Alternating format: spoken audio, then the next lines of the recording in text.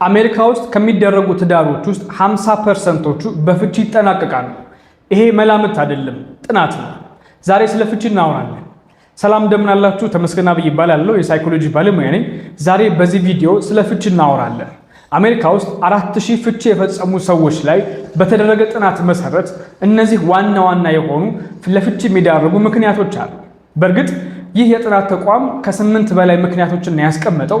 እኔ ለዛሬ 7 ዋና ምክንያቶችን አምጥቻለሁ። አንደኛው ግን ያው ሁላችሁም የምታውቁት ስለሆነ 8ኛ ላይ እንጠቅሰዋለን ማለት ነው። ወደ ምክንያቶቹ እንሄዳለን።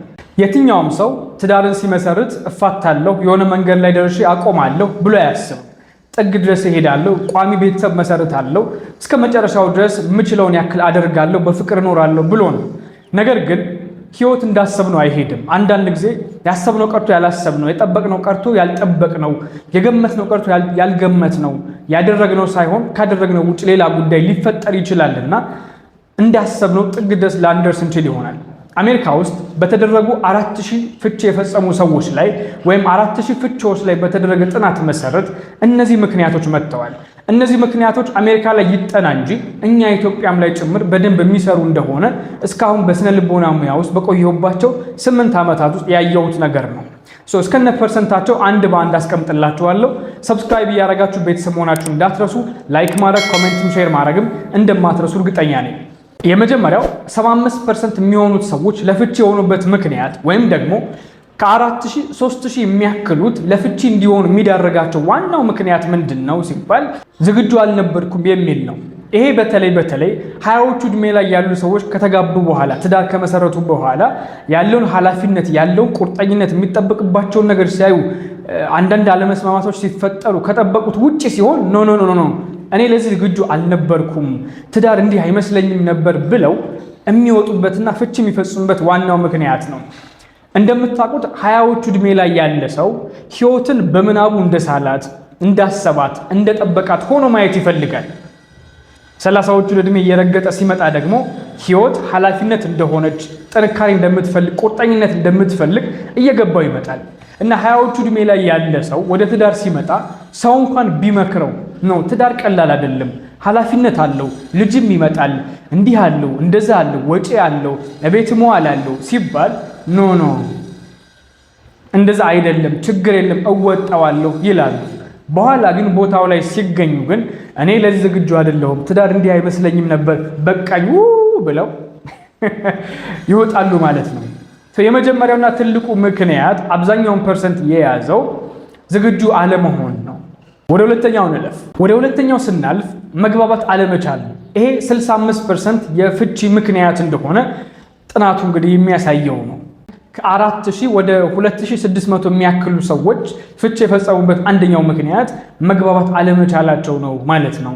እንግዲህ መግባባት አለመቻል ማለት ያልተገለጸ ፍላጎት ይኖራል፣ ብቻን መሆን ይኖራል። አንዳንድ ሰው ተነጋገሪ ስለማልግባባ ይልና ብቻውን ነው የሚሆነው። ብቻውን ያስባል፣ ብቻውን ያደርጋል፣ ብቻውን ግን ትዳር ውስጥ ነው ያለው። አንዳንድ ሰው ደግሞ ይጮሃል፣ እየጮኸ ይናገራል።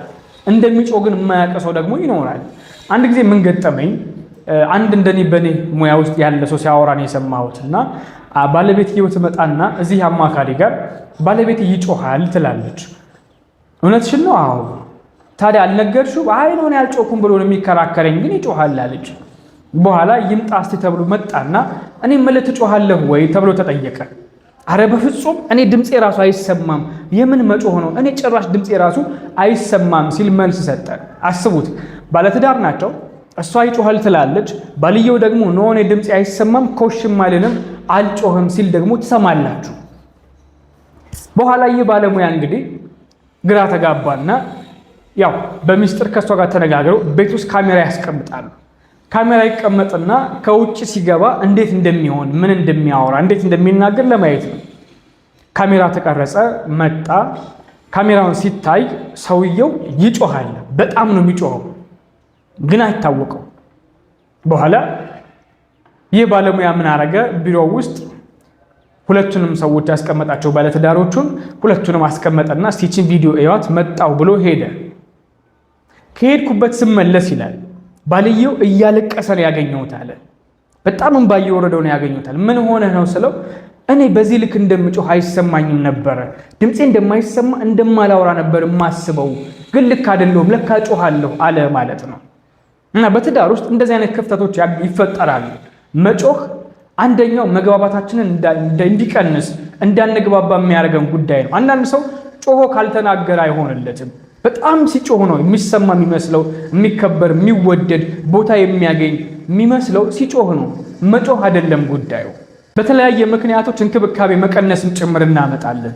ይሄ 65% የትዳር ፍቺ የሆነበት አንዱ ምክንያት ነው ማለት ነው። ምንም እንኳን መግባባት የትዳር መሰረት ቢሆንም ይህንን ደግሞ መቻል ሌላ ኃላፊነት ይጠይቃል። ከዚህ ጋር ተገናኝቶ ወደ 58% የሚይዘውን የፍቺ ምክንያት በተደጋጋሚ በአንድ ጉዳይ ላይ መጨቃጨቅ ነው። አንድ ጉዳይ ነው፣ አንግባባም፣ ግልጽ መወያየት የለም፣ በዛ ጉዳይ ግን መስማማትም የለም። ሁሌ ጭቅጭቅ ነው በአንድ ጉዳይ ላይ። በልጅ ጉዳይ ሊሆን ይችላል፣ በጋራ ጉዳይ፣ በሌላ ጉዳይ ሊሆን ይችላል፣ አናውቅም። በአንድ ጉዳይ ላይ ግን ሁሌ እንጨቃጨቃለን። ይሄ 58% የሆነውን የፍቺ ምክንያት የሚይዝ ነው። እና አንዳንድ ሰዎች ሲያወሩ ሰምታችሁ ታውቃላችሁ ብዬ አስባለሁ። የሚያጣላን ነገር እኮ ይቺ ብቻ ነች፣ በሌላው እኮ ሰላም ነን፣ ፍቅር ነን፣ ግን ይቺ ብቻ ግን ታጣላናለች፣ በዚህ ጉዳይ ግን አንስማማም ይላል። እና ይሄ 58% የሚሆነውን የፍቺ ምክንያት የሚይዘው ሌላው ከመግባባት ጋር በተያያዘ በአንድ ጉዳይ ላይ ሁሌ መጨቃጨቅ ነው ማለት ነው። ሶስተኛው የፍቺ ምክንያት አለመታመን ነው። ይሄ ከ20 እስከ 40% ወይ ደግሞ ከ800 እስከ 1600 ሰዎች ማለት ነው። ከ4000 ውስጥ እንኳን ብናይ ለፍቺ ዋናው ምክንያት ሶስተኛው አለመታመን ነው። ይሄ ብዙዎቻችን ጋር የምናውቀው የምንገምተው ምክንያት ነው። እንደምታውቁት መታመን አንድ ጊዜ ከተሰበረ በኋላ መልሶ መጠገን በጣም ከባድ ነው። አለመታመን በብዙ ምክንያቶች ይመጣል። ለምሳሌ አንዳንድ ባለትዳሮች ትዳር ውስጥ ሆነው ሌላ ጓደኛ አላቸው። ለምሳሌ ባልየው የሴት ጓደኛ አለው፣ ሚስትየው ሌላ የወንድ ጓደኛ አላት። ሁለቱም ሲጠየቁ አይ ኖርማል ነው፣ ምን ችግር አለው? እሱም ኖርማል ጓደኛዬ ነው፣ እሷም ደግሞ ኖርማል ጓደኛዬ ነች፣ እንዳገባው ባለትዳር እንደሆንኩ ያውቃሉ ብለው ይመልሳል። ከጊዜ በኋላ ይሄ ጓደኝነት እየጠነከረ ይመጣና ወደ ጾታዊ ግንኙነት ይሄዳል ማለት ነው። በኋላ የወሲብ ጓደኛ፣ ወሲባዊ ፍላጎት መወጫ ይሆናሉ ማለት ነው። ይሄ ደግሞ ቺቲንግ ነው፣ አለመታመን ነው። ትዳርን ይበጠብጣል፣ ትዳርን ያፈርሳል ማለት ነው። ሰዎች እንዳይታመኑ የሚያደርጋቸው ዋናው ምክንያት ውስጥ አንደኛው ሌላ ጓደኛ ከትዳር ውጭ መያዝ ነው። ቢቻል በትዳር ውስጥ ዋና ጓደኛ ማድረግ የትዳር አጋርን ነው። ከዛ ውጪ ተቃራኒ ጾታ በተቻለ መጠን ጓደኛ ባይኖር እኔም እመክራለሁ። ብዙዎችም በዚህ ሐሳብ እንደምትስማሙ እርግጠኛ ነኝ። የምትስማሙ ከሆነ አዎ እስማማለሁ ብላችሁ ኮሜንት አስቀምጡ። አይ ኖ ያልስማማም ካላችሁ ደግሞ እሱንም ጭምር ኮሜንት ላይ ማስቀመጥ ትችላላችሁ። ሌላው ያለመታመን ምክንያት የሚሆነው የወሲብ አለመጣጣም ወይም ደግሞ ሴክሹዋል ፍላጎት ላይ አለመስማማት ነው። በተለይ እንደኛ ሀገር ላይ ካመጣችሁት ስለ ጾታዊ ግንኙነት ስለ ወሲብ ፍላጎት አይወራም፣ አይነገርም። እንደ ታቡ ነው የሚቆጠረው፣ ዝም ተብሎ የሚያዝ ጉዳይ ነው። ግን በህይወታችን ውስጥ ያለ ነገር ነው። ይሄ ጉዳይ እኛ ሀገር ላይ ብቻ ሳይሆን አሜሪካም ላይ በተደረገ ጥናት በወሲብ ፍላጎት አለመጣጣም አለ ማለት ነው። ሶስተኛው ዋና የፍቺ ምክንያት አለመታመን የሆነው በወሲብ አለመጣጣም ነው። በወሲብ የማይጣጣሙ ሰዎች ግልጽ ተነጋግረው ከማስተካከል ይልቅ ሌላ የሚጣጣም ሰውና ከኔ ጋር ኮምፓቲብል የሆነ ፍላጎቴን የምታሟላ እንደፈለኩት የሚሆንልኝ ሰው ማግኘት ጋር ትኩረት ማድረግ እንጀምራለን። በወሲብ መጣጣም በመግባባት የሚመጣ ጉዳይ ነው። የኔ ፍላጎት እንዲህ ነው፣ በዚህ ሰዓት ነው፣ እንደዚህ አይነት ሁኔታ ነው የሚመቸኝ ብሎ መነጋገር ይቻላል። ያንን ተነጋግሮ በማስተካከል በደንብ ጥሩ ማድረግ እና ዋና የሆነውን ጉዳይ ማስተካከል ትችላላችሁና ይሄኛው አለመታመን የሚያመጣበት ሌላኛው ምክንያት ነው።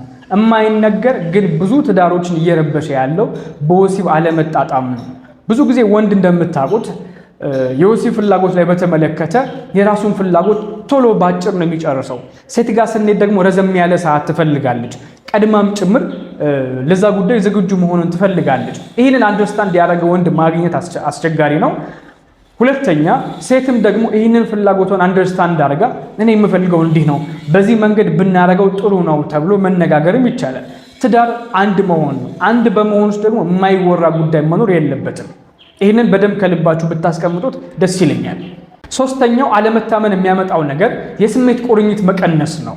በተለያየ ምክንያት የስሜት ቁርኝት ይቀንሳል። እንዳልነው ሌላ ጓደኛ ኖሮ ስሜታችንን የምንነግረው ሌላ ሰው ከቤት ውጭ ካለ የስሜት ቁርኝታችን ይቀንሳል። ሁለተኛ በዕለት ተዕለት ጉዳዮቻችን ውስጥ እንጠመዳለን። ለምሳሌ ልጅ ካለ ልጅ በጣም ትኩረት የሚወስድ ነገር ስለሆነ እርስ በርሳችን መተያየት፣ የራሳችን ጊዜ አለመኖርን ያመጣል። ስራ ቢዚ የሚያደርገን ከሆነ ጊዜ ከሌለን እንዲሁ መቀራረባችን ይቀንሰዋል እና የስሜት ቁርኝታችን በጣም እየቀነሰ ይመጣል። ባለትዳር የሆናችሁ ሰዎች ልጅም ቢኖራችሁ ብቻችሁንም ከሆነ የምትኖሩት በሳምንት ይሁን በወርም ይሁን በሆነ ጊዜ ብቻ ቋሚ ጊዜ ይዛችሁ ከራሳችሁ ጋር የምታሳልፉበት፣ የምትዝናኑበት፣ የምትነጋገሩበት፣ አካል ለአካል የምትቀራረቡበትና የስሜት ቁርኝታችሁን የምትጨምሩበት መንገድ መኖር አለበት። ሶስተኛው ለፍቺ ምክንያት የሆነው በአሜሪካ ውስጥ አለመታመን ነው።